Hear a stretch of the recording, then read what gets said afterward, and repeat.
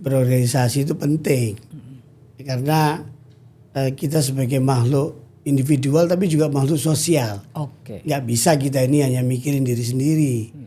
Ini betul-betul manifestasi dari rahmatan lil alamin lewat instrumen yang namanya wakaf kan luar biasa.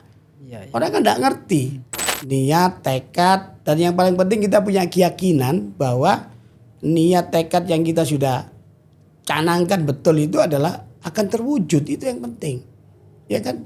Gantungkan cita-citamu di langit. Cuma digantungkan doang kita nggak yakin bisa meraihnya ya percuma juga.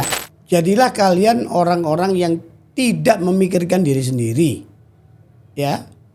Jadilah kalian tuh orang-orang yang mulai berpikir tuh untuk lingkungan terdekat dan masyarakat. Ya kan? Dengan begitu maka ya hidupmu jadi bermakna. Assalamualaikum warahmatullahi wabarakatuh. Marhaban ya Ramadan. Pemirsa Suara NU berjumpa lagi bersama saya Rahmat Nahdori. Sesi kali ini kami merasa terhormat dan berterima kasih karena pada momentum Ramadan kali ini kami ditemani oleh narasumber tokoh NU yang saat ini menjabat sebagai Ketua Umum Forum Jurnalis Wakaf Indonesia.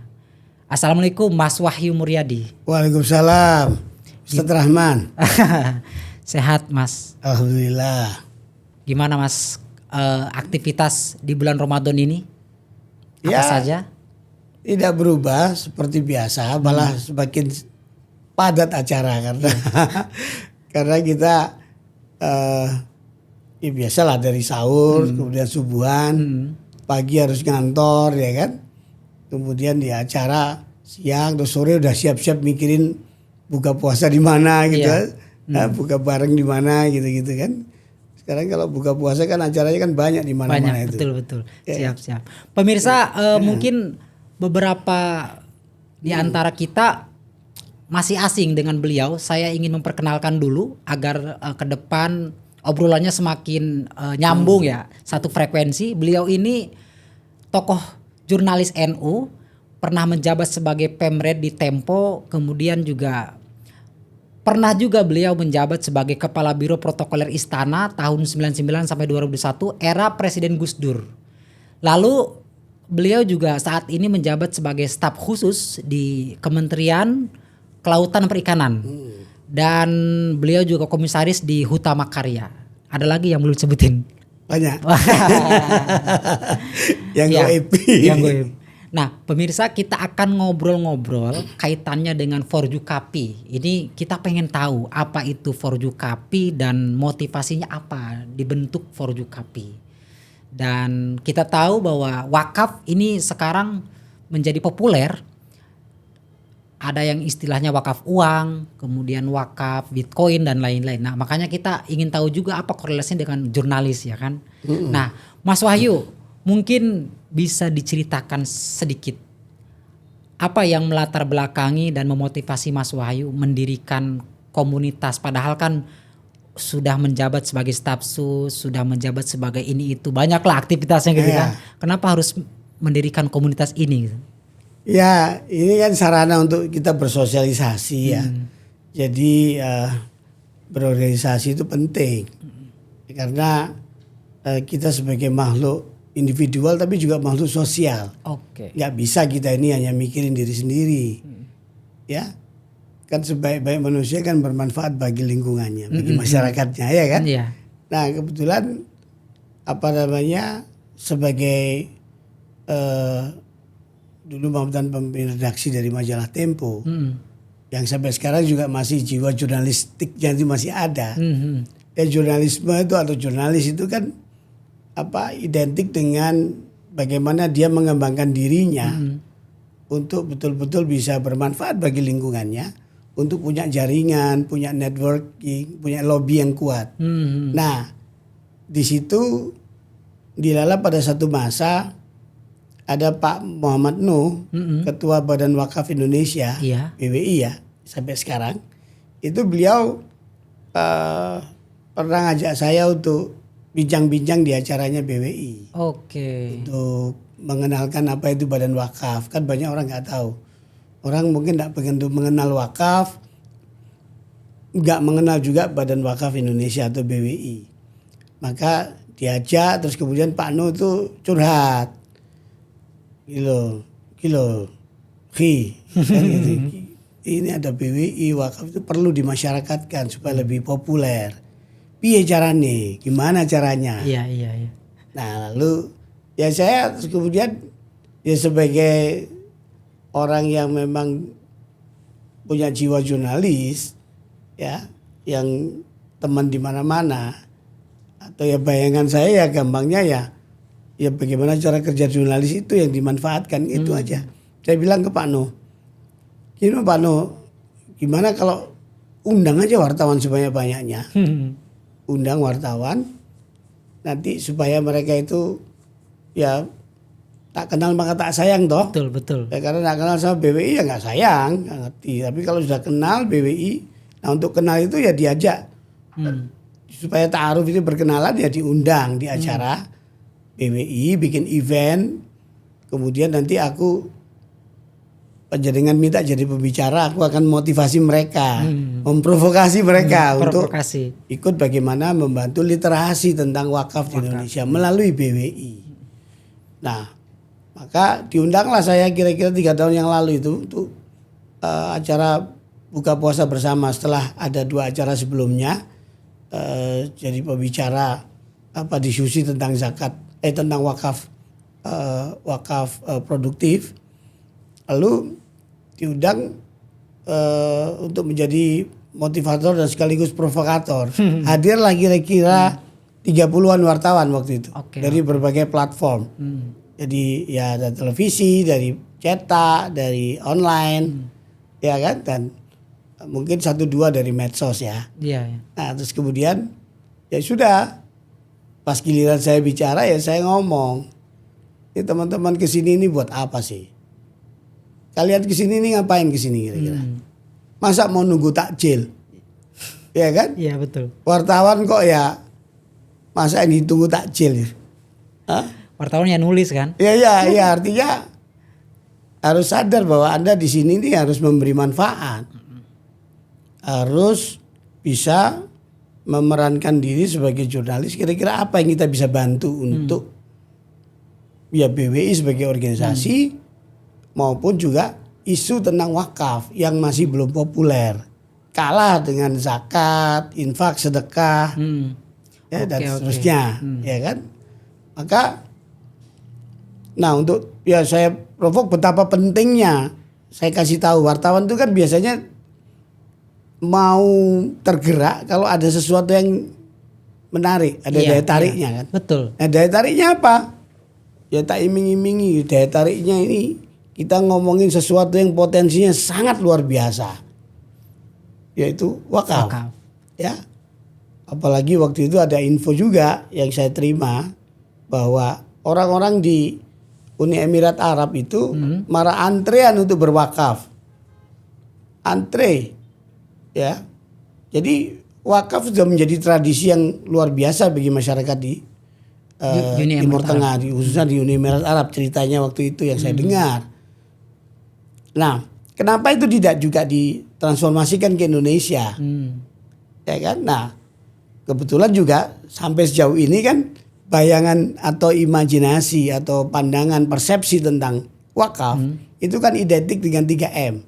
Iya. Yaitu masjid, musola ya masjid.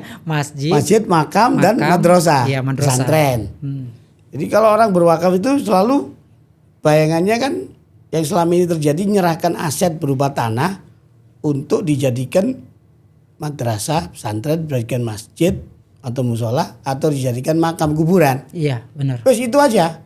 Padahal sebenarnya kan luas. Jadi bahkan wakaf itu dalam pengertian saya dan juga teman-teman dari Forjukafi itu, Forum Jurnalis Wakaf waktu itu adalah ya ini dengan wakaf ini kita bisa membangun peradaban loh. Ya kan, bukan hanya karitatif, bukan hanya donasi sebentar selesai, enggak, tapi bisa produktif dan bisa menghasilkan sesuatu yang luar biasa bagi kepentingan umat manusia. Dan ini adalah dalam pandangan kami, ya kan, tolong dikoreksi kalau salah ya. Ini adalah instrumen keuangan atau moneter, instrumen keuangan syariah, ya, yang unik, menarik dan luar biasa karena wakifnya, orang yang berwakaf itu, ya, itu tidak terikat atau tidak terbatas pada kaum muslimin saja. Iya, siapapun bisa. Siapapun, tidak terikat agama apapun. Begitupun yang menerima manfaat atas wakaf yang diberikan, itu juga tidak harus orang-orang Islam. Tapi ini betul-betul manifestasi dari rahmatan lil alamin lewat instrumen yang namanya wakaf, kan luar biasa. Orang kan tidak ngerti. Mana ada orang Katolik berwakaf? Sekarang ini yang kita udah dengar kan, ya biasanya Pak Haji, ya kan, Bu Hajah, ya kan, itu yang wakaf. Nah, kemudian caranya bagaimana ya? Berarti ini ada satu persoalan menyangkut popularitas atau pemahaman masyarakat, umat terhadap wakaf ini yang perlu diluruskan. Ya kan? Nah, itu tugas wartawan. Apalagi kalau kalian tahu potensi dari wakaf ini di Indonesia ini luar biasa. Besar. Ketua MPR Pak Bambang Susatyo ketika rakernas dari Forjukapi, Forum Jurnalis Wakaf itu pertama tahun lalu itu bilang bahwa potensinya ini kira-kira 370 triliun. Besar juga ya. Demikian juga Wakil Presiden ketika membuka acara kami waktu itu mengatakan bahwa ini ya ratusan triliun pokoknya. Pendek kata ya luar biasa. Cuman kan ya banyak problem. Iya. Karena mungkin persepsinya masih sebatas tadi itu, kan balutannya itu lebih banyak ke aspek spiritual saja. Bener. Padahal wakaf itu bisa produktif, bisa dikembangbiakkan, bisa berkembang sedemikian rupa sehingga aset-aset itu menjadi punya nilai yang luar biasa besarnya melalui mekanisme kerjasama dengan para pihak, ya, tanpa kemudian mengenyahkan atau menghilangkan aset pokok yang diwakafkan. Dan wakaf itu kan tidak hanya sebatas aset berupa tanah saja, tapi juga bisa wakaf uang atau wakaf dengan uang. Dan kita tahu ternyata, saya cek MUI itu baru saja mengeluarkan fatwa dibolehkannya wakaf uang itu tahun 2002. Walhasil ini memang sesuatu yang masih baru, gitu loh. Jadi ya maklum lah, masih baru kan, orang harus terus disosialisasikan, didakwahkan, ya kan, disebarluaskan informasi ini. Nah, yang bisa melakukan ini tidak lain tidak bukan media, adalah kalian semua para wartawan Indonesia. Apalagi yang wartawan Muslim waktu itu yang diundang kan banyak kan Muslim untuk buka puasa. Itu coba kalian kalau perlu kalian wakafkan waktu, pikiran dan perasaan Anda untuk melakukan satu literasi, membantu literasi tentang isu wakaf itu supaya menjadi dikenal masyarakat luas. Oke, berarti gitu ceritanya. Ya, panjang juga ceritanya. Ya. Jadi memang ketua PBNU atau ketua BWI Prof Nuh ya yang awalnya memprovokasi. Tapi kan pasti Mas Wahyu juga tentu punya pilihan. Kenapa langsung tertarik dengan wakaf? Ya, saya sendiri juga termasuk orang yang salah paham terhadap wakaf. Oh, awalnya salah paham. Iya. Iya dong. Setelah dijelaskan gitu ya. Nah, jadi saya sendiri, ya saya kan udah, ya karena lingkungan saya banyak di kalangan pesantren, ya kan, waktu kecil di Surabaya juga aktivis pendirian masjid waktu itu semuanya kan aset-aset wakaf semuanya. Betul. Iya kan, kebanyakan. Dan pikiran saya cuma sebatas itu. Tapi setelah melihat bagaimana fenomena yang terjadi di Singapura, ada masjid Bengkolen atau apa di Singapura, yang kanan kirinya dibangun bangunan yang untuk kemudian disewakan. Itulah rezeki dari sewa toko atau kios apa di situ, bangunan di situ, mall kecil di situ, itu yang bisa dipakai untuk memakmurkan masjid, membiayai operasional masjid. Jadi kan luar biasa. Dan ternyata memang setelah saya bersentuhan, berkenalan dengan teman-teman dari Komisioner Badan Wakaf Indonesia, dari BWI, dari para ulama yang menggeluti dunia wakaf ini khususnya, saya jadi lebih paham. Oh ternyata ini ya benar nih, luar biasa ini. Ini setelah dibedah saya ditujukan, waduh semestanya ini loh, ya sangat luar biasa. Jadi terus kemudian ya saya berpikir, wah ini kalau memang diberdayagunakan dengan benar, ya kan, ketemu nadir atau pengurus atau pengelola yang bisa kredibel, yang bisa dipertanggungjawabkan, ya kan. Kemudian juga semua auditnya itu terhadap dana-dana di wakaf itu juga terbuka, diaudit secara publik. Wah kan top itu.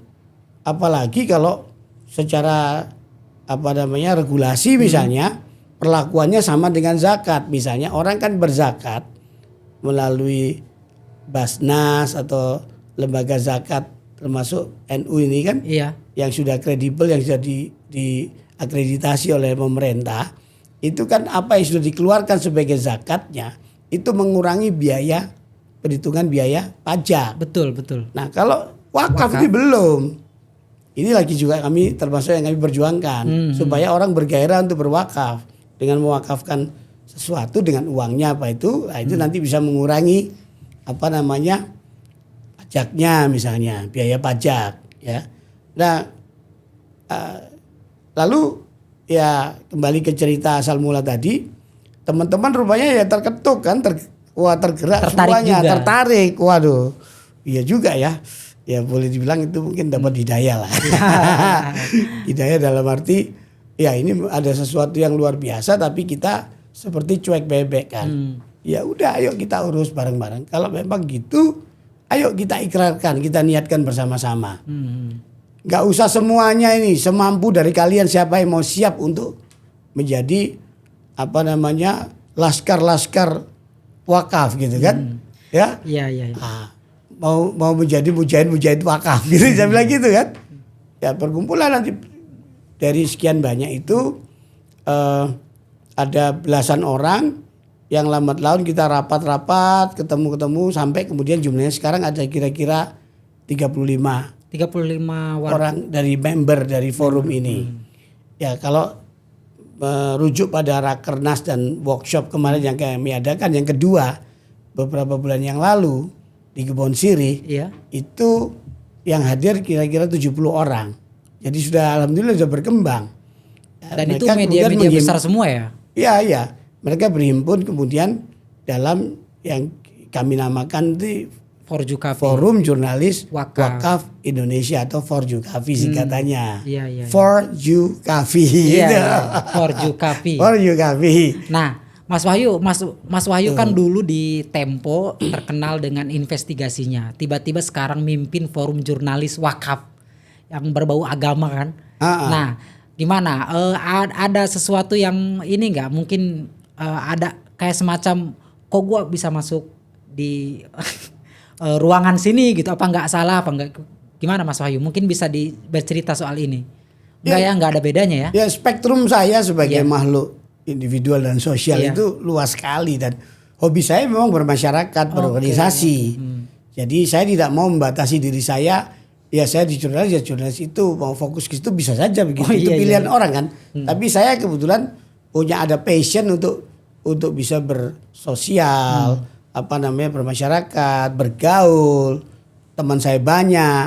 Lah ini kan aset yang luar biasa. Betul. Saya manfaatkan aja kumpul. Bikin organisasi namanya Forum Jurnalis Wakaf tadi. Berarti sudah berbadan hukum sekarang ya? Oh sudah. Dari kalau Forjukafinya sendiri lagi dalam proses. Kita mau bikin akte perkumpulan. Ya, perkumpulan saja. Seperti Forum Pemret itu. Kan Forum Pemret Redaksi itu kan saya juga yang punya ide dan juga berinisiatif untuk mendirikan. Di antara selain bersama 35 orang juga waktu itu bikin Forum Pemret. Nah ini Forjukafi bikin nanti akte perkumpulan lagi dalam proses.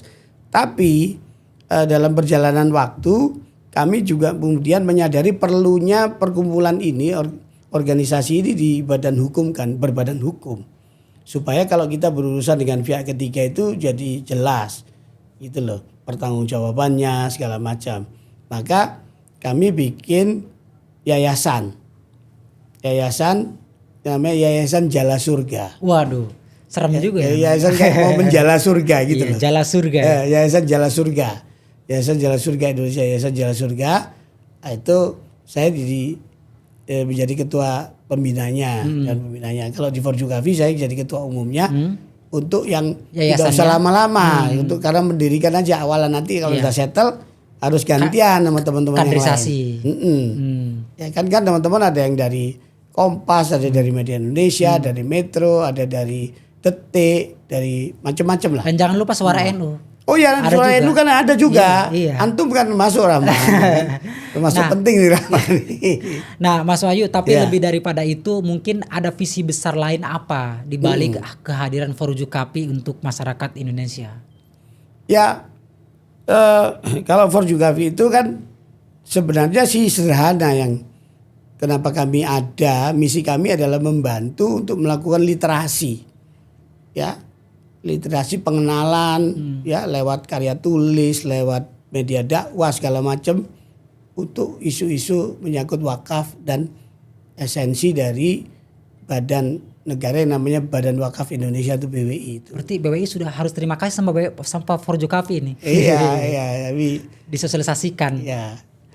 Nah, terus itu terus kemudian kami bikin tadi itu yayasan ini kita siapkan untuk nanti suatu saat kalau misalnya kami menjadi nadir. Jadi teman-teman ini juga kalau suatu saat pensiun atau itu menjadi nadir kan boleh pengelola wakaf. Jadi alhamdulillah sampai sejauh ini teman-teman dari Forjukavi ada 7 orang yang sudah lulus, punya sertifikat sebagai nadir, termasuk saya. Masya Allah. Iya, jadi yang pertama itu tercatat dalam sejarah itu saudara Erwin Daryanto, dari Detik itu, dulu juga Extempo juga, itu yang pertama ikut. Terus kemudian disusur ada Pak Ahmad Rianto, ya kan, dan teman-teman ada Edi Muzayyad segala macam dari teman-teman itu juga itu, mantan dari KPI kan, Komisi Penyiaran. Lalu saya juga di situ, lah ikut kita tes di assess. Lah kita jadi nadir. Nah nanti ke depan mungkin Yayasan Jala Surga itu jadi lembaga nadir. Lembaga nadir pengelola wakaf. Kan masih belum banyak seperti kayak Dompet Duafa, Sinergi Foundation dan seterusnya kayak gitu rencananya. Tapi kan kami belum mampu karena keterbatasan, jadi masih individu aja nadirnya, sebagai nadir yang bersertifikat tadi itu, yang diakui oleh pemerintah, oleh BWI dan berhologram itu ya kan, oleh standar profesi. Nah kemudian dari situ kami juga bikin yayasan ini membentuk PT. Kita punya 2 PT yang bergerak di bidang media massa, ya kan, PT Jala Media Persada namanya, banyak kan jalanya semuanya. Terus ada Jala lagi Surga. Jala Investama, itu yang kira-kira kalau nanti memang memerlukan pengelolanya pakai badan hukum berusaha PT. Nah PT Jala Media tadi, dalam media persada tadi itu punya yang namanya website atau media online, itu namanya vibrasi.co. Nah, vibrasi.co. Untuk meningkatkan literasi wakaf tadi ya. Ini untuk literasi wakaf dan general issues lah sebenarnya. Lalu melalui media online. Nah dari situ juga kami punya talk show, TDIO untuk talk show yang namanya Embargo Talk. Embargo Talk ini khusus menangani isu-isu kebanyakan politik. Waktu itu pergolakan dari politik nasional, itu. Lalu untuk yang kemudian isu-isu terkait BUMN kita bikin namanya BUMN Talk, yang formatnya ya kayak begini. Kemudian disiarkan di YouTube dan medsos yang lainnya. Nah itu untuk apa? Untuk supaya kita juga dapat rezeki untuk bisa menyambung hidup walaupun kecil-kecilan masih. Iya. Mas Wahyu, saya sempat mendengar sambutan Mas Wahyu berkaitan dengan rencana menyediakan perumahan murah untuk wartawan. Iya. Nah itu bisa dijelaskan ke kami gimana itu? Nah itu Mas Rahman termasuk apa yang saya cita-citakan memang. Ya, yang juga kemudian saya sampaikan pada teman-teman dan semuanya teman-teman mendukung. Jadi berangkatnya dari pemikiran bahwa ada realitas sosial betapa banyak wartawan di Indonesia ini belum punya rumah. Oke. Iya kan? Antum udah punya rumah belum? Alhamdulillah baru aja. Baru aja. Nah, itu berarti yang kaya ini termasuk yang dibicarakan. Yang lain kan banyak kontrak. Tapi kan nyicil. Hah? Rumah juga nyicil. Ya nggak apa-apa, ini juga nggak apa-apa. Yang penting udah punya, ya kan? Sudah setiap berapa tahun jadi wartawan punya rumah, antum? Iya, saya wartawan 8 tahun baru punya rumah sekarang. Nah, saya itu setelah 20 tahun baru punya rumah, ya kan? Jadi ya sudahlah, itu rezeki masing-masing. Betul. Jadi banyak yang teman-teman kita yang kurang beruntung nasibnya, dalam arti yang kurang tidak punya rumah sendiri padahal sudah berumah tangga.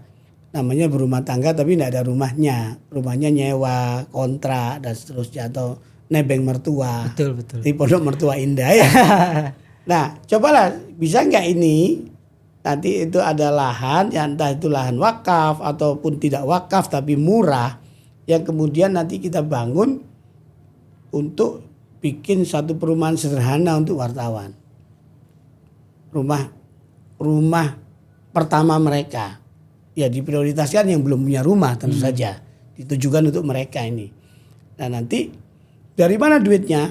Ya setelah kami bicarakan ternyata ada skema yang bisa dikembangkan melalui wakaf ini.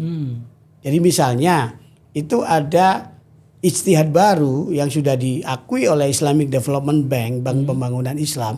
Namanya itu cash wakaf link sukuk. Jadi wakaf tunai yang dilinkkan dengan sukuk. Jadi sukuk itu surat berharga yang diakui oleh atau diterbitkan oleh Kementerian Keuangan.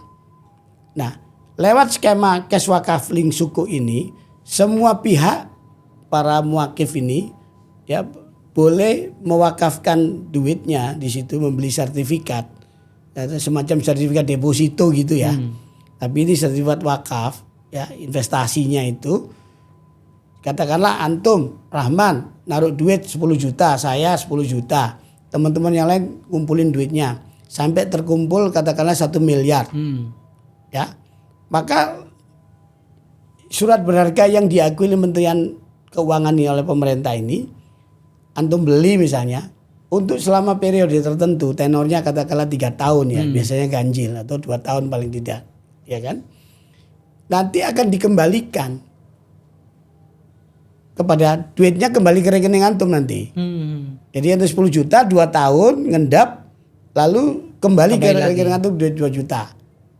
Berikut bunga tanda kutip yang dalam konteks ini disebut sebagai imbal jasa.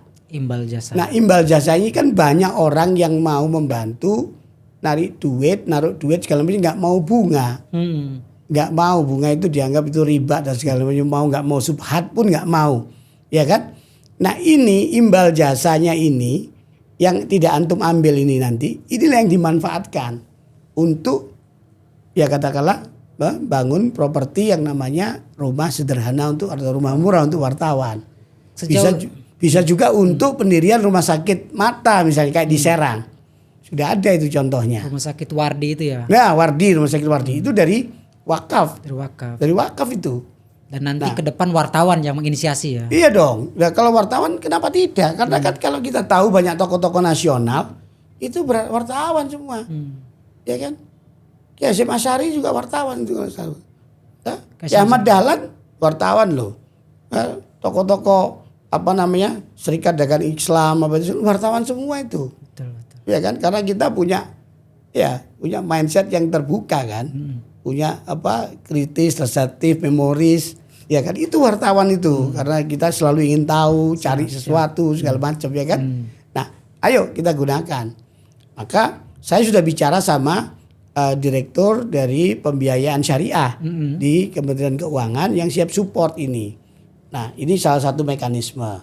Ada lagi mekanisme yang lain namanya mungkin adalah wakaf sukuk wakaf gitu. Sukuk wakaf, benar-benar wakaf ya, benar-benar untuk wakaf dan uang masukin ke situ. Misalnya nanti mendirikan seperti yang juga sedang kami niatkan benar ini adalah mendirikan rumah murah. Bukan, bikin misalnya nih, wakaf tower. Belum ada di Indonesia. Indonesia ini kan keren, muslimnya mayoritas terbesar di dunia. Masa nggak punya wakaf tower? Ya kan? BWI aja gedungnya nggak menarik di Taman Mini itu. Ya kan? Terus kemudian belum ngomong Basnas. Basnas juga pakai aset yang kurang mentereng lah. Menuju ke arah sana butuh berapa tahun, Mas Wahyu? Insya Allah 3 tahun saya bikin. Ini kami sudah dapat informasi ada tanah wakaf, ya luasannya malah lebih dari 1 hektar di Jakarta lagi, ya kan?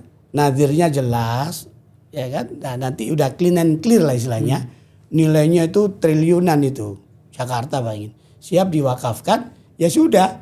Kalau misalnya begitu diserahkan kepada BWI atau kami sebagai nadirnya nanti, ya sudah kita bikin. Apa ini kita dayakan apa di situ yang paling cocok dengan atmosfer di sekitarnya? Apakah untuk ruko, apakah untuk mall, apakah untuk apa yang kira-kira relatif kecil risikonya. Nanti semuanya kita mitigasi semuanya itu risikonya. Jadi dengan misalnya kayak Masjid Bengkolen di Singapura itu kan punya bangunan-bangunan yang kemudian disewakan dan sewanya untuk membiayai takmir masjid dan operasional masjid. Itu juga gitu, wakaf tower nanti kita sewakan. Ya kita kerjasama sama investor, ya kan? Ya kan? Nah, investor kan biasanya pusing cari tanah, tanahnya udah ada kok. Yang penting tanahnya wakaf, jangan di kemana-manakan, harus berkembang. Nah, nanti katakanlah skemanya BOT atau bagaimana, gitu. Ini nanti dalam proses pembicaraan ini. Siap. Meskipun muncul tantangan dan yang lain hal itu tentu gimana cara mensiasati Mas Wahyu untuk menghadapi setiap tantangan, misalnya kepercayaan orang yang perlu kita terus menerus dampingi agar bisa jadi gitu yang tanya niatnya. Karena sampai sekarang belum ini kan belum fix kan? Iya. Masih terus. Belum Mas Rahman, memang ini lebih banyak niat dulu ini masih. Niat, tekad, dan yang paling penting kita punya keyakinan bahwa niat tekad yang kita sudah canangkan betul itu adalah akan terwujud, itu yang penting. Ya kan? Gantungan cita-cita mesti langit. Cuma digantungkan doang kita nggak yakin bisa meraihnya, ya percuma juga. Jadi yang penting kita yakin untuk meraihnya seperti apa dan ada action plan-nya, ada aksinya. Apa itu yang dilakukan, harus gerak terus. Maka itu kami selalu bertemu tiap minggu. Kita lagi cari kantor yang representatif, ya kan? Nah, alhamdulillah dalam event-event seperti kemarin itu, kayak kita bikin workshop sama Rakernas itu, banyak yang mensupport, ya. Ada dari Pertamina, dari bank-bank daerah, bank pembangunan daerah, ada dari JNI dan seterusnya lah, banyak sekali yang support. Itu artinya apa? Mereka ya percaya sama kita gitu loh. Ini satu bisa komunitas gerakan yang mungkin bagus, apalagi dikelola oleh para wartawan.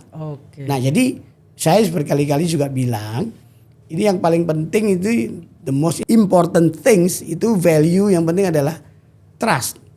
Kepercayaan dari umat, dari para pihak yang akan mendonasi, mewakafkan itu percaya. Kita tumbuhkan itu dulu. Kalau itu muncul, orang nih saya akan nyamperin kita semua dengan sendirinya itu, ya kan? Misalnya sampai baru kita terbentuk ini, kemudian ada mantan petinggi TNI, ya pensiunan TNI yang kemudian menyerahkan wakaf tanahnya di daerah Pamijahan 20 hektar. Itu apa ini? Apakah ini untuk agro properti? Apakah ini untuk pesantren modern? Apakah ini untuk pertanian dan perikanan yang produktif? Apakah ini untuk rumah sakit, ya, yang dibutuhkan di masyarakat di situ? Ini sedang kita kaji, ya kan? Sambil mencari ini dana-dana untuk pendirian bangunannya itu. Ya, tentu siap bekerja sama lah dengan badan wakaf atau nadir-nadir yang profesional selama ini. Masya Allah. Itu luar biasa Mas Wahyu. Iya, percayaan dulu. Kalau orang percaya kan enak itu. Kalau orang percaya. Jadi ya memang kan? Semua orang gimana caranya biar percaya dulu ke kita. Iya, antum dapat istri dulu kan karena mertua percaya sama antum. Iya. Ya itu yang penting. Iya kan? Ya kayak gitulah kira-kira. Benar. Kiasnya itu. Oke, Mas Wahyu, terima kasih banyak ini sudah hadir di Suara NU dan suatu kehormatan bagi kami kehadiran Mas Wahyu karena kayaknya baru kali ini ke PBNU lagi ya setelah sekian berapa tahun. Ini saya sering ini main di sini dulu. Iya, dulu kan sering. Waktu jadi wartawan atau ketika Gus Dur sudah gak jadi presiden apa itu di sini saya suka main. Berarti udah berapa tahun gak kesini? Udah lama ini, udah lebih dari 5 tahun saya. Iya kan? Iya. Tapi udah maju nih. Ya, alhamdulillah. Ya, alhamdulillah. TNU khususnya ini. Iya. Top.